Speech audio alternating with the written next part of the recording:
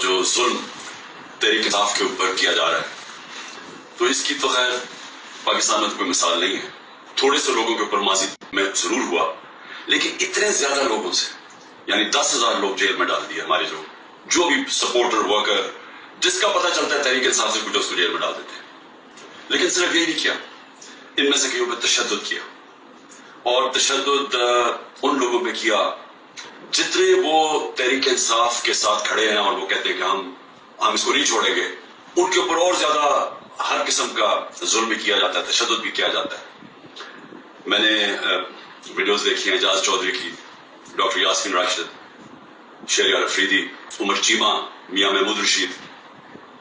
یہ جب نکلتے ہیں عدالت کے لیے، جب ان کو لے کے جاتے ہیں، تو کیونکہ وہ اسٹیٹمنٹ دیتے ہیں کہ ہم کھڑے ہیں پارٹی کے ساتھ، ان کے اوپر کئیوں پہ تشدد کیا گیا.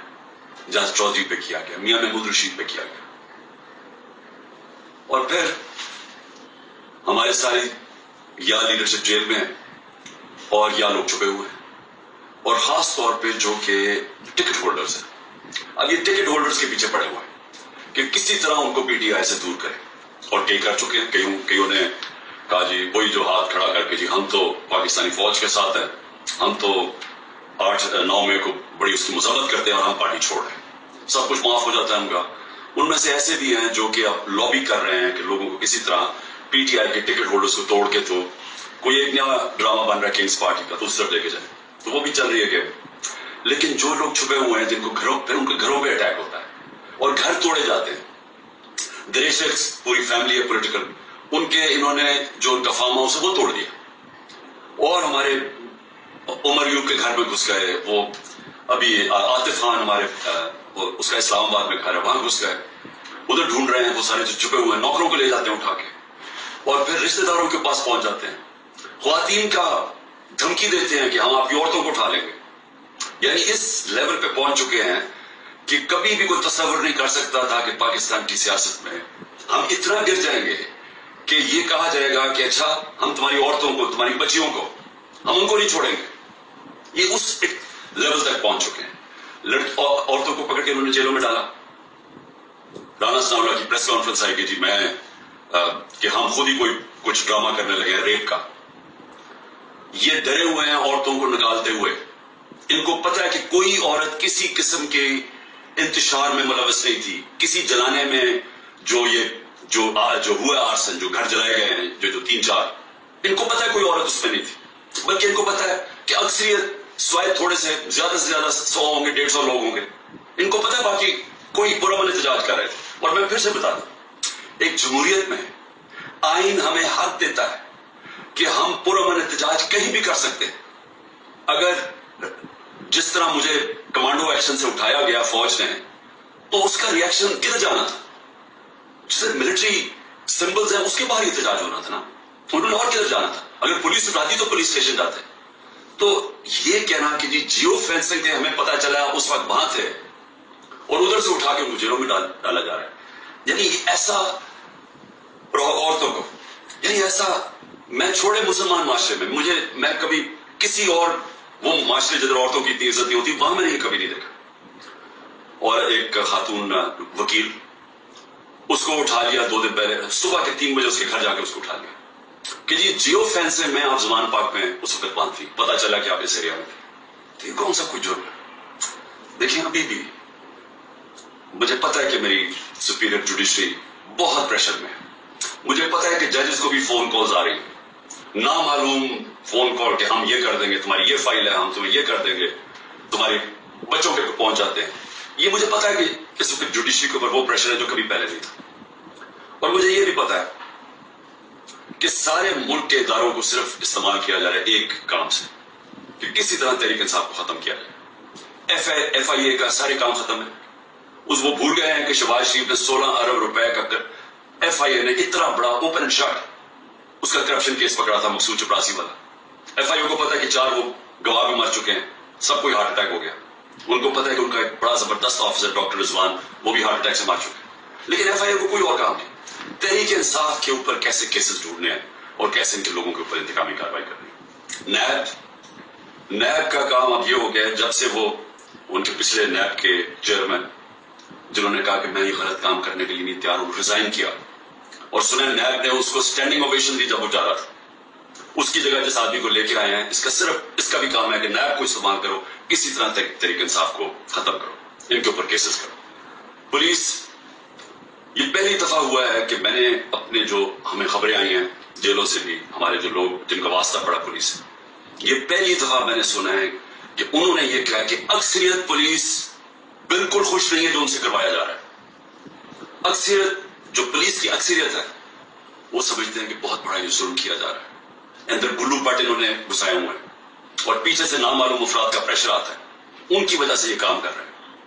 तो इसका मतलब पुलिस जिसका काम इस मुल्क में मुजरिमों के पीछे जाना, वो सब कुछ भूल चुके हैं। उनका सिर्फ 1 पॉइंट एजेंडा है, नीचे थाने लेवल के ऊपर कोई तरीके इंसाफ का मिले, निचले लेवल पे आप अगर वो कोई किसी की सिंपैथी भी है इस तरीके इंसाफ से, उनको किसी तरह हटाया जाए, उस लेवल पे पहुंचे हुए।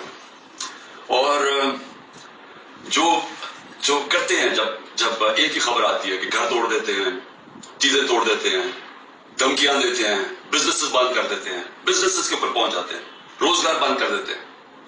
तो मेरा सवाल एक है कि इतने प्रेशर के बावजूद क्या वजह है कि चंद लोग छोड़ के गए? हमारे टिकट होल्डर्स पंजाब में देखें, कितने लोग छोड़ के गए? यानी इस तरह का जुल्म जो कभी हुआ नहीं है, क्यों नहीं छोड़ के जा रहे लोग? उसकी 2 वजूहत। एक, इस बारी टिकट्स मैंने खुद दिए हैं, ज्यादातर इंटरव्यू किए।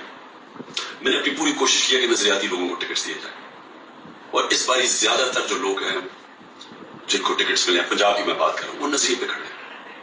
लेकिन दूसरा एक और भी फैक्टर है। मुझे मैसेज आया कि मेरे ऊपर बहुत प्रेशर है, उन्होंने मेरी बिजनेस बंद कर दी है, उन्होंने आप फैमिली के ऊपर आ गए हैं, पता है जी आपकी बेटी की ये उधर शादी हुई है, उसके ऊपर उसको भी तंग करने पे आ गए, तो जी मेरे पे बहुत प्रेशर है। तो मैंने कहा फिर छोड़ दो। मैंने कहा यानी तुम्हारी अगर बर्दाश्त से बाहर है तो छोड़ दो। वो कहता है जी अगर मैंने छोड़ा, मुझे सारा जो मेरा इलाका है, उन्होंने कहा अगर तुमने पीटीआई को छोड़ा तुम्हें वोट ही नहीं देंगे। तो ये आप समझने वाली बात है कि लोगों को ये एहसास हो गया है कि इस वक्त जिसने छोड़ा उसकी पॉलिटिक्स खत्म। और जो छोड़ के गए हैं उनमें से कई लोगों को तो हमने टिकट ही नहीं दिए थे, तो उनको तो वैसे ही यानी छोड़ना हो तो ड्रामे किए, और कई जो छोड़े हैं उनको हमने टिकट ही नहीं देने थे। लेकिन जो इसको टिकट्स मिल चुके हैं, सवाल यह है कि ये क्यों नहीं छोड़ रहा है? मैं आपको यकीन दिलाता हूं कि कभी, फिर से मैं रिपीट करता हूं, इस मुल्क की तारीख का कभी ऐसा प्रेशर नहीं पड़ा। तो हो क्या रहा है? तहरीक इंसाफ को तोड़ने के लिए पाकिस्तान के इदारे खत्म, हमारे सारे इदारों को सिस्टमेटिकली तबाह किया जा रहा है, हमारी जुडिशरी के ऊपर इतना प्रेशर डाल दिया है, और ये सारा धमकियां दे के, डरा के, धमका के, जब हमारे पास फाइलें आपकी, उनको डरा दिया है। इदारे जैसा मैंने कहा पुलिस, वो वैसे उसका 1 पॉइंट एजेंडा पकड़ के तरीके इंसाफ के लोगों को जो भी हो, जिधर भी मिले पकड़ के अंदर डाल दो। और उसके अलावा जिन इदारों ने इस मुल्क में क्राइम रोकनी है, उनका काम लगा दिया, जैसे FIA नैब है, इनका काम लगा दिया कि सिर्फ पार्टी को खत्म करो। तो मैं अब समझना चाहता हूं कि जा किधर रहे हैं? यानी चले, मैंने जिस तरह कहा कि मैं बातचीत करने के लिए तैयार हूं, मुझे समझाएं तो सही कि आप कह रहे हैं कि इमरान खान को हमने कांटा डाल दिया है, तो उसके बाद जाना किधर है हमने? यानी कोई रोड मैप तो होगा ना। तो मैं रोड मैप अभी तक जो समझ रहा हूं वो ये है कि एक किंग्स पार्टी तैयार कर रहे हैं कि ये जो तहरीक इंसाफ के जो भी लोग निकलेंगे उनको उस पार्टी में डाल देंगे, और फिर ये सीटें बढ़ जाएंगी नून लीग, पीपल्स पार्टी, क्योंकि नून लीग का तो उनको पता है कि घोड़ा बैठने वाला है, वो जलसे करते हैं, वो लोग ही नहीं आते। पब्लिक की इनको समझ आ गई है कि पब्लिक नून लीग, क्योंकि नून लीग जुड़ी हुई है ये सारे जुल्म के साथ, वो उनको नुकसान, एक तो उसका नुकसान हो रहा है, दूसरा माशी तौर पर बैठ के मुल्क जो रुपया है, जो जिस तरह हर रोज रुपया गिर रहा है, तो मुल्क तबाही की तरफ जा रहा है, जो महंगाई बढ़ती जा रही है। तो महंगाई तो हर अब इंसान को घर में इफेक्ट कर रही है, मिडिल क्लास को, हर तनख्वाहदार को इफेक्ट कर रही है महंगाई। तो उनको तो पता है कि इन्होंने ना नून लीग ने कोई सारे मुल्क में गवर्नमेंट बनानी है तो ना बनानी है, पीपल्स पार्टी ने, छोटी पार्टी रह गई, तो इन्होंने किंग्स पार्टी के मिला के कोई एक ये लोगों का इकट्ठा करके कोलिशन सी बनानी है। मेरा सवाल ये है कि क्या इस तरह की कोलिशन पाकिस्तान को इस मुश्किल वक्त से निकाल सकती है? मैं जब से गवर्नमेंट से निकला हूं, मैं एक बात कह रहा कि जब तक हमारे मुल्क में एक मजबूत गवर्नमेंट, और मजबूत गवर्नमेंट क्या होती है, ये नहीं कि एस्टैब्लिशमेंट उसके पीछे खड़ी है,